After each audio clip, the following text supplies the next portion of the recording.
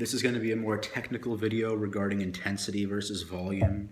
I'm going to be comparing some like 10 sets of 3 versus 3 sets of 10. And we're going to be seeing how these two sets and reps compare for things like strength, size, hypertrophy, everything like that. So I'm just going to get straight into it. How does these two different metrics work, intensity and volume? Compound versus isolations, generally the intensity is more suited for compounds and the volume is more suited for isolations. Key point is you pretty much always want to be doing 10 by 3. 3 sets of 10 for your isolations, except for maybe a barbell curl or a tricep overhead press. But yeah, otherwise you pretty much always want to be doing volume for that. But in terms of compounds, you want to be doing both intensity and volume, and I'm going to be explaining why. Even when you're a beginner, you want to be varying the sets and reps to adapt over the muscles and to not let the progressive overload stop. You want to keep it rolling like a train. In terms of efficiency, though, 10 sets of 3 will be less efficient than 3 sets of 10, but this is about how much time you're willing to put into your exercise.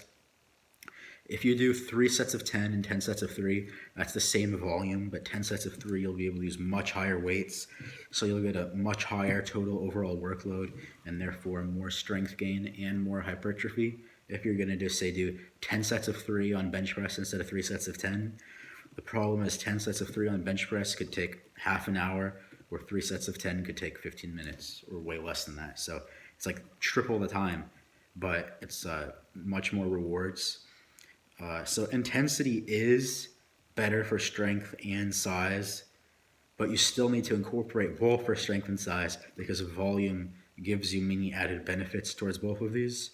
In terms of strength, you need more muscle mass to gain more strength. A bigger muscle is a stronger muscle, and 3 sets of 10 will always increase the size of your muscle due to a time under tension and other factors.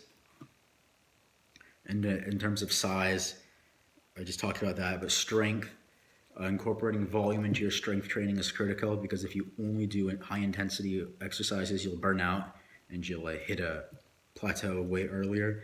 But if you vary between intensity and volume, you'll go much further, and you especially want to be doing this when you're an intermediate weightlifter.